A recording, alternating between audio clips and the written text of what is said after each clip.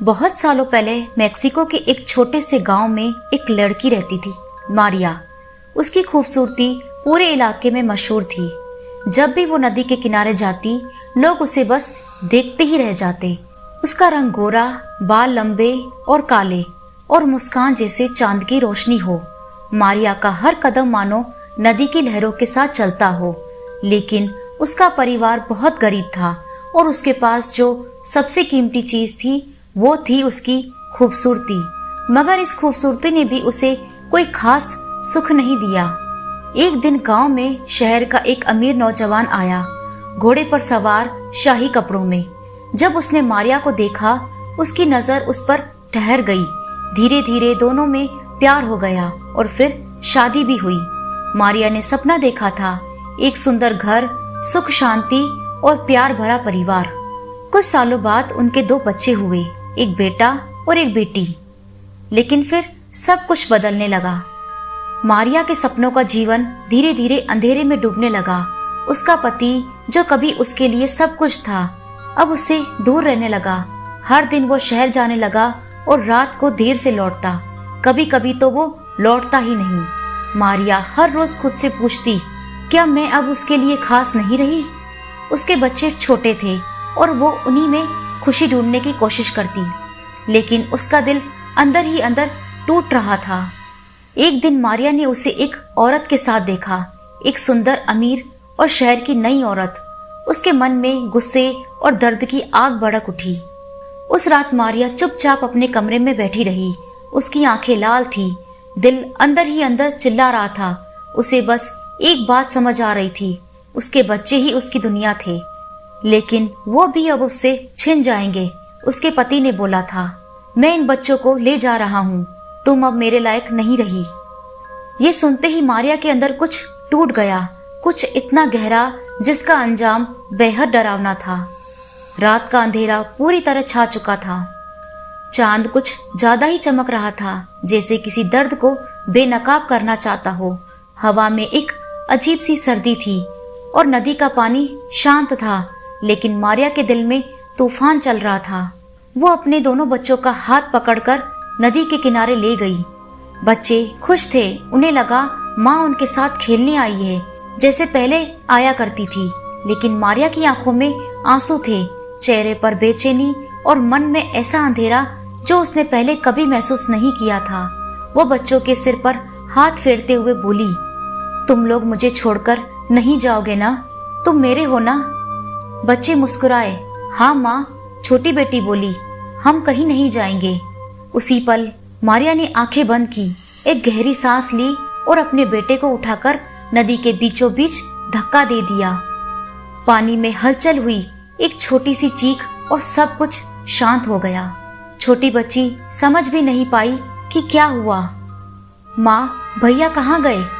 मारिया ने उसे भी गले लगाया और रोती हुई बोली, अब कोई मुझे तुमसे अलग नहीं करेगा। और फिर उसे भी पानी में धक्का दे दिया। चीख, एक ऐसी चीख जो रात के अंधेरे में खो गई। जैसे ही बच्चों की आवाज गायब हुई, मारिया की आंखों से पर्दा हटा। उसने पानी में झांका, लेकिन अब सब कुछ खत्म हो चुका था। बहुत देर हो चुकी थी। वो चिल्लाई, मेरे बच्चे, तुम कहाँ चले गए? वो पानी में दौड़ी, पानी में डूबी, लेकिन उसके दोनों बच्चे जा चुके थे। उसका दर्द, उसका पागलपन, उसका प्यार, सब कुछ एक साथ डूब चुका था नदी की गहराइयों में। और उस रात मारिया की चीख उस नदी के किनारे गूंजती रही। ला योरोना का जन्म हो चुका था। सुबह की रोशनी फैल रही थी, लेकिन मारिया के लिए रात अब तक खत्म नहीं हुई थी। उसकी आंखों में नींद नहीं थी, उसकी रूह में सुकून नहीं था। वो नदी के पास बैठी बस एक ही बात बोल रही थी, मेरे बच्चे, मुझे माफ कर दो। गांव वालों ने उसे नदी के किनारे रोते देखा, कपड़े गीले, बाल बिखरे हुए, आंखों में पागलपन। किसी ने उसे छूने की कोशिश की तो उसने जोर से चीख मारी। उस रात मारिया ने नदी में कूदकर अपनी जान ले ली। कहते हैं उसका शव कभी नहीं मिला। उसकी आत्मा उसी नदी में कहीं खो गई, लेकिन सिर्फ एक माँ की आत्मा नहीं, एक बद्दुआ बन गई, एक श्राप। तब से लोग कहते हैं हर अंधेरी रात जब नदी का पानी शांत होता है, एक सफेद साड़ी में लंबी औरत दिखाई देती है। उसका चेहरा दर्द से भरा होता है, आंखों से खून के आंसू बहते हैं और उसकी आवाज पूरी हवा में गूंजती है, मेरे बच्चे, मेरे बच्चे। वो रात को निकलती है नदी, तालाब, जंगल और सुनसान गलियों में। जो भी उसकी चीख सुनता है या तो वो पागल हो जाता है या उसकी रूह को वो अपने साथ ले जाती है। लोग उसे कहते हैं ला योरोना, रोने वाली औरत। सदियां बीत गई, गांव बदल गए, लोग बदल गए, लेकिन ला योरोना वो कभी नहीं गई। कहते हैं जब रात कुछ ज्यादा सन्नाटा ले आए, जब चांदनी कुछ ज्यादा ही चमक उठे, तब उसकी आत्मा और ज्यादा बेचैन हो जाती है। मैक्सिको, वेनेजुएला और लैटिन अमेरिका के हर कोने में लोग उसके किस्से सुनते हैं। सफेद साड़ी में एक औरत बालों से चेहरा छुपाए हुए नदी के किनारे बैठी रोती रहती है। अक्सर लोगों ने उसे बच्चों के पास से गुजरते देखा। वो उन्हें देखती है, बाहें फैलाती है और धीमी आवाज में कहती है, तुम वापस आ गए ना। अगर कोई बच्चा जवाब दे दे, अगर कोई बच्चा उसके पास चला जाए, तो वो कभी वापस नहीं आता। कुछ लोग कहते हैं उन्होंने उसकी चीख अपने कानों के बिल्कुल पास सुनी, मेरे बच्चे, मेरे बच्चे। वो कोई आत्मा नहीं, एक सदमा है, एक श्राप है, एक चीख है जो हवाओं में गूंजती है और कभी कभी तुम्हारे ख्वाबों में भी घुस आती है। ला योरोना आज भी रो रही है और किसी को अपने साथ ले जाने के लिए तैयार बैठी है। कभी कभी कोई चीज सिर्फ खिलौना नहीं होती, उसमें छुपी होती है एक कहानी, एक राज या शायद एक आत्मा। आज हम बात करेंगे एक ऐसी ही गुड़िया के बारे में जो दुनिया भर में वायरल हो रही है, लबूबू डॉल। पर क्या आप जानते हैं लबूबू डॉल का सच क्या है? क्या ये सिर्फ एक फैशन आइकन है या इसमें छुपा है कुछ और? 2015 में हांगकांग के एक आर्टिस्ट कासिंग लंग ने एक अजीब सा कैरेक्टर डिजाइन किया, एक शरारती और डरावना सा छोटा मॉन्स्टर जिसका नाम था लबूबू। ये कैरेक्टर उनकी स्टोरी बुक द मॉन्स्टर में पहली बार दिखा, जिसमें नॉर्डिक लोक कथाओं से प्रेरणा ली गई थी। पतले कान, छोटी आंखें, बड़े दांत और एक अजीब सी मुस्कान। लबूबू एक शरारती जिन या एल्फ जैसा लगता था, न क्यूट न डरावना, कुछ बीच का, जैसे कि इसे लोग स्कैरी क्यूट भी बोल रहे हैं। 2019 में पॉप मार्ट ने लबूबू के ब्लाइंड बॉक्स टॉयज लॉन्च किए, सील बॉक्स जिसमें सरप्राइज कलेक्टिबल होता है। बस यहीं से लबूबू बन गया एक क्रेज। हर एक वर्जन यूनिक था और कुछ रेयर वर्जन तो सीक्रेट और लिमिटेड एडिशन होते थे। लबूबू के कई वर्जन लॉन्च हुए, अराउंड 300 प्लस। वाइनल फिगर जो शेल्फ पर सजता है, प्लस वर्जन जो एक सॉफ्ट टॉय जैसा लगता है, किचन जैसे आप अपने बैग में लगा सकते हो, और चार्म जो मोबाइल या पाउच के साथ क्यूट लगता है। हर वर्जन में लबूबू अलग पर थोड़ा क्रीपी जरूर होता है। अब बात करते हैं लबूबू वायरल कैसे हुआ। 2023 चॉइस के बीच में ब्लैकपिंक की लिसा ने एक लबूबू किचन दिखाया और उसके बाद तो ऐसा लगा जैसे डॉल सब जगह छा गई हो। डुआ लिपा, रेहाना, डेविड बेकम, अनन्या पांडे सब लबूबू के फैन बन गए। टिकटॉक और इंस्टाग्राम रील्स पर अनबॉक्सिंग वीडियोस ने इसे और भी पॉपुलर बना दिया। तो अब चलिए जानते हैं लबूबू की कीमत के बारे में। एक लबूबू डॉल की प्राइस $27.99 से शुरू होती है, लेकिन रेयर एडिशन की कीमत तो कुछ और ही है। 2024 में एक लाइफ साइज लबूबू बीजिंग के ऑक्शन में $170,000 में बिका। पॉप मार्ट ने सिर्फ 6 महीने में 7 करोड़ का बिजनेस किया। लेकिन अब सवाल उठता है, क्या इस गुड़िया के पीछे सच में कोई डरावनी हकीकत छुपी है या फिर ये सब कुछ सिर्फ सोशल मीडिया की बनाई गई एक हाइप है? और अब आती है सबसे हैरान कर देने वाली बात। थाईलैंड में लोग लबूबू डॉल्स को गुड लक चार्म मानते हैं, उनकी पूजा करते हैं। कुछ लोग लबूबू को स्पिरिचुअल गार्डियंस भी मानते हैं, लेकिन रेडिट और टिकटॉक पर कुछ यूजर्स कह रहे हैं कि लबूबू के रेयर वर्जन में एनर्जी है। कुछ थ्योरीज कहती हैं लबूबू का डिजाइन पजुजू से इंस्पायर्ड है, एक प्राचीन डीमन जिसे द एग्जोर्सिस्ट मूवी में दिखाया गया था। कॉन्स्पिरेसी थ्योरीज, पॉजेस डॉल। अब बात करते हैं उन कहानियों की जो इस गुड़िया को सिर्फ भूतिया नहीं बल्कि शापित मानते हैं। क्या वाकई ये पॉजेस्ड डॉल है? आइए जानते हैं कुछ सबसे डरावनी कॉन्स्पिरेसी थ्योरीज। एक वायरल टिकटॉक क्लिप में एक लड़की ने कहा कि उसकी लबुबू डॉल की पोजीशन सुबह बदली हुई थी और कैमरे में कुछ अजीब शेडोज दिखे। कुछ यूजर्स को लगता है कि ये डॉल हॉन्टेड है और एक लड़के ने क्लेम किया कि उसके घर में लबुबू डॉल आने के बाद से उसे स्लीप पैरालिसिस और बुरे सपने आने लगे। इंटरनेट पर लबुबू के साथ पॉजेस्ड, हॉन्टेड, कर्स जैसे टैग्स ट्रेंड में है। तो फ्रेंड्स, आप भी अपनी राय कमेंट में जरूर बताएं। आपको क्या लगता है, लबुबू एक भूतिया गुड़िया है या सिर्फ एक वायरल ट्रेंड? क्या सेलिब्रिटीज भी बिना जाने एक कर्स डॉल को प्रमोट कर रहे हैं? शायद कभी कभी हम खिलौनों के चेहरे के पीछे छुपा अंधेरा नहीं देख पाते। अगर आपके पास भी लबुबू है तो एक बार रात को उसके सामने कैमरा चालू करके छोड़िए और सुबह देखना ना भूले वो वही थी या उसकी मुस्कुराहट थोड़ी बदल गई थी। मेरे पिता ने आखिरकार बताया कि उस दिन क्या हुआ था। कुछ रहस्य इतने गहरे होते हैं कि वो सालों तक दिमाग में एक छाया की तरह बने रहते हैं। मेरे बचपन की एक घटना ने मुझे हमेशा परेशान किया, लेकिन मेरे पिता ने कभी इसके बारे में खुलकर बात नहीं की। जब उन्होंने आखिरकार सच बताया तो मेरी रूह कांप उठी। तो हेलो दोस्तों, आज फिर हम आ चुके हैं एक और नई दिलचस्प और डरावनी कहानी के साथ। तो चलिए बढ़ते हैं अपनी कहानी की ओर। उससे पहले आपसे एक रिक्वेस्ट है, अगर आप इस चैनल पर नए हैं तो प्लीज चैनल को सब्सक्राइब करें। तो बिना कोई देर किए शुरू करते हैं। जब मैं 7 साल का था तो हमारे परिवार के साथ एक अजीब घटना घटी थी। उस रात मेरे पिता बेहद घबराए हुए थे। उन्होंने मेरी माँ और मुझे तुरंत घर छोड़ने को कहा और हम रातों रात किसी रिश्तेदार के घर चले गए। अगले दिन जब हम वापस लौटे तो सब कुछ सामान्य लग रहा था, लेकिन मेरे पिता पूरी तरह बदल चुके थे। वो पहले की तरह हंसमुख और जिंदा दिल नहीं रहे।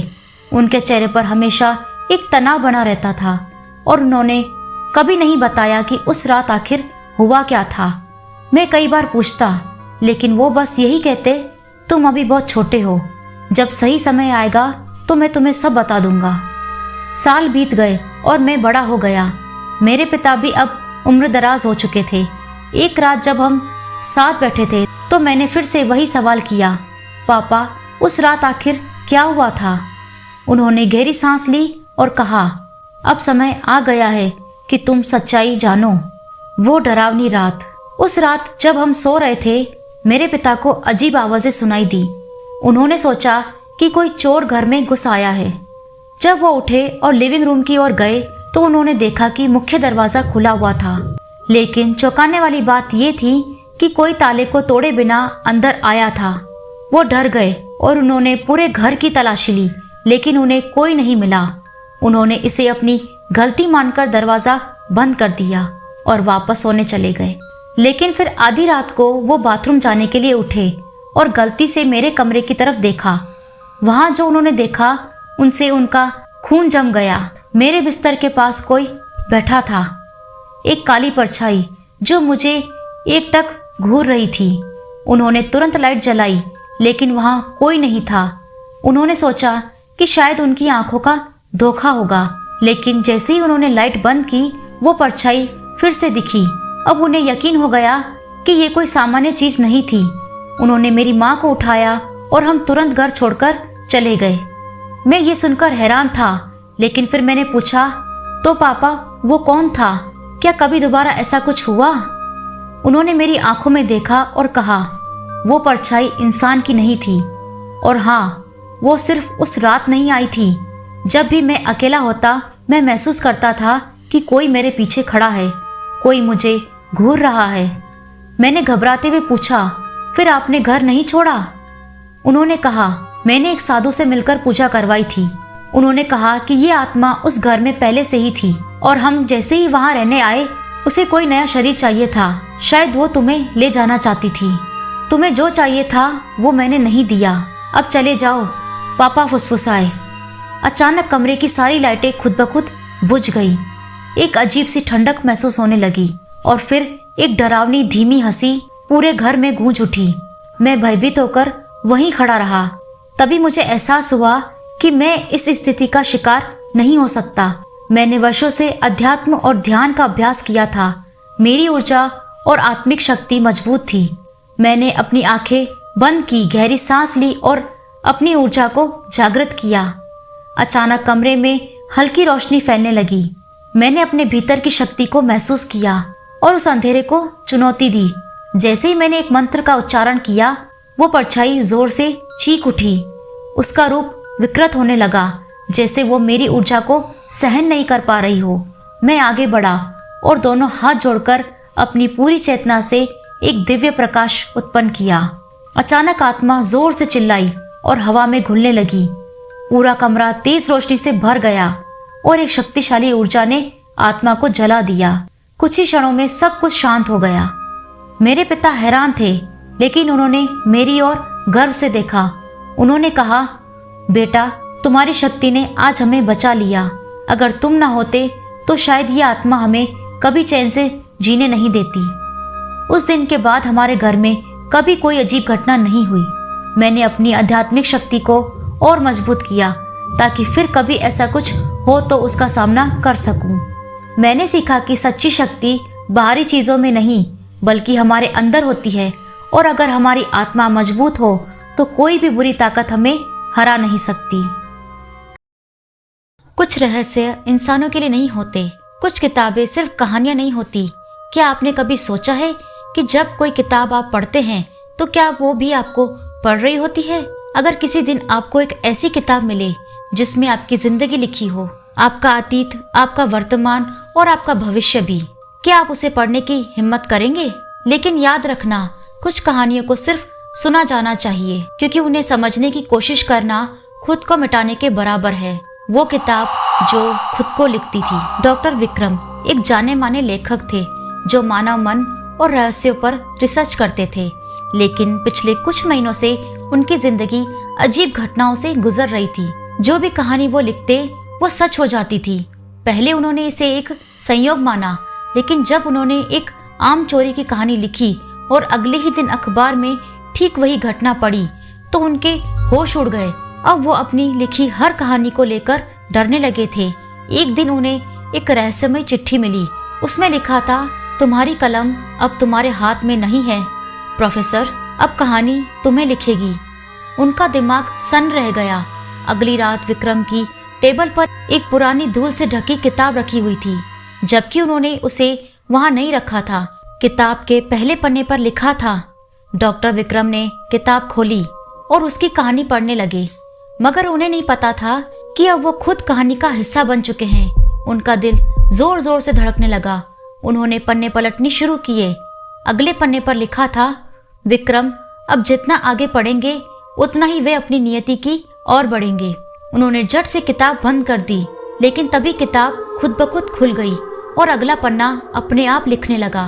अब दरवाजे पर दस्तक होगी और विक्रम जो देखेंगे वो उनकी सबसे बड़ी गलती होगी। ठीक उसी पल दरवाजे पर दस्तक हुई। विक्रम का पूरा शरीर ठंडा पड़ गया। विक्रम की हिम्मत नहीं हुई कि वो दरवाजा खोले, लेकिन उनकी नजर किताब पर पड़ी जहां अगली लाइन उभर रही थी, अगर विक्रम दरवाजा नहीं खोलते तो किताब खुद उनके पास आ जाएगी। अचानक किताब के पन्ने तेजी से फड़फड़ाने लगे। हर पन्ने पर एक ही लाइन उभर रही थी, तुम्हें भागने का कोई रास्ता नहीं मिलेगा। विक्रम ने खुद को संभाला और किताब को आग में फेंकने का फैसला किया, लेकिन जैसे ही उन्होंने ऐसा किया, किताब से एक भयानक चीख निकली। आग में जलते हुए भी किताब अपने आप लिख रही थी। विक्रम ने सोचा कि उन्होंने किताब को खत्म कर दिया, मगर असली खेल तो अब शुरू हुआ है। और अगले ही पल विक्रम की आंखों के सामने चारों तरफ अंधेरा छा गया। विक्रम की आंखों के सामने घना अंधेरा छा चुका था। कुछ भी दिखाई नहीं दे रहा था, न ही वो हिल पा रहा था, न ही बोल पा रहा था। चारों ओर सिर्फ सन्नाटा था, लेकिन ये सन्नाटा किसी आम रात की खामोशी जैसा नहीं था। ये ऐसा था जैसे दुनिया ही बदल गई हो। धीरे धीरे अंधेरे में कुछ आकृतियां उभरने लगी। विक्रम को महसूस हुआ कि वो अब अपने ही घर में नहीं था। वो एक विशाल पुस्तकालय के बीचों बीच खड़ा था। चारों ओर असंख्य अलमारियां थी, जिनमें पुरानी जर्जर किताबें भरी पड़ी थी। सबसे अजीब बात ये थी कि उन किताबों के पन्ने खुद ब खुद हिल रहे थे। जैसे कोई अदृश्य हाथ उन्हें पलट रहा हो। तभी उसके ठीक सामने एक काली किताब हवा में तैरने लगी और अचानक खुल गई। पहले पन्ने पर लिखा था। विक्रम अब समझ चुका था कि वो इस पुस्तकालय का हिस्सा बन चुका है और यहाँ से निकलने का कोई रास्ता नहीं था। विक्रम के रोंगटे खड़े हो गए। नहीं, ये सच नहीं हो सकता, उसने बुदबुदाया। मगर तभी एक धीमी फुसफुसाहट गूंजने लगी। हर लेखक की आखिरी कहानी वही होती है जो ये पुस्तकालय लिखता है। विक्रम ने ध्यान से देखा। इस पुस्तकालय में रखी हर किताब पर किसी ने लेखक का नाम लिखा था। क्या ये उन सभी की किताबें हैं जो उसका वाक्य पूरा होने से पहले ही एक बड़ी धूल भरी किताब अपने आप खुल गई। पहले पन्ने पर लिखा था। विक्रम ने जैसे ही किताब खोली उसने उसमें अपना नाम देखा और अब वह समझ चुका था कि उसकी कहानी यहीं खत्म होने वाली थी। विक्रम ने घबराकर पीछे हटने की कोशिश की, लेकिन उसके पैर मंजिल से चिपक गए। तभी चारों ओर से कई और किताबें हवा में उड़ने लगी और उनके पन्ने तेजी से पलटने लगे। हर किताब से एक ही वाक्य निकल रहा था, अब तुम सिर्फ कहानी का पात्र हो, लेखक नहीं। विक्रम ने पूरी ताकत से खुद को छुड़ाने की कोशिश की, मगर अब बहुत देर हो चुकी थी। उसकी नजर सामने रखी सबसे पुरानी किताब पर पड़ी, जो अपने आप खुल गई। अंदर सिर्फ एक ही पंक्ति थी। हर कहानी में एक लेखक होता है, लेकिन हर लेखक को कभी न कभी खुद एक कहानी बनना पड़ता है। और फिर विक्रम की आंखों के सामने हर चीज धुंधली होने लगी। उसने अपनी आखिरी चीख सुनी और अगली सुबह जब विक्रम के घर के दरवाजे पर दस्तक दी गई तो किसी ने जवाब नहीं दिया। पुलिस ने जब अंदर आकर देखा तो विक्रम की कुर्सी खाली थी, लेकिन उसकी टेबल पर एक किताब खुली रखी थी। उसका शीर्षक था विक्रम की आखिरी कहानी और आखिरी पन्ने पर लिखा था, अब ये कहानी पढ़ने वाले का नंबर है। कहानियां कभी खत्म नहीं होती, ये बस नई कहानियों में बदल जाती हैं। विक्रम ने सोचा कि वो बच सकता है, लेकिन क्या सच में कोई इस किताब से बच पाया? अगर किसी दिन आपको भी कोई अनजान किताब मिले जिसके पन्ने खुद ब खुद लिखे जा रहे हों, तो क्या आप उसे पढ़ेंगे या फिर आप भी इस कहानी के अगले पात्र बन जाएंगे? खैर, अब जब आप ये कहानी सुन चुके हैं तो आखिरी सवाल सिर्फ एक है, क्या यह सिर्फ एक कहानी थी या कुछ ज्यादा? तो दोस्तों, ये थी आज की स्टोरी। आपको वीडियो कैसी लगी कमेंट कर जरूर बताएं। अगर आपको वीडियो अच्छी लगी हो तो प्लीज वीडियो को लाइक करें, कमेंट करें और शेयर करें। और हाँ, सब्सक्राइब करना ना भूलें। ऐसी ही और डरावनी कहानियां देखने के लिए हमारे चैनल से जुड़े रहें। Thanks for watching.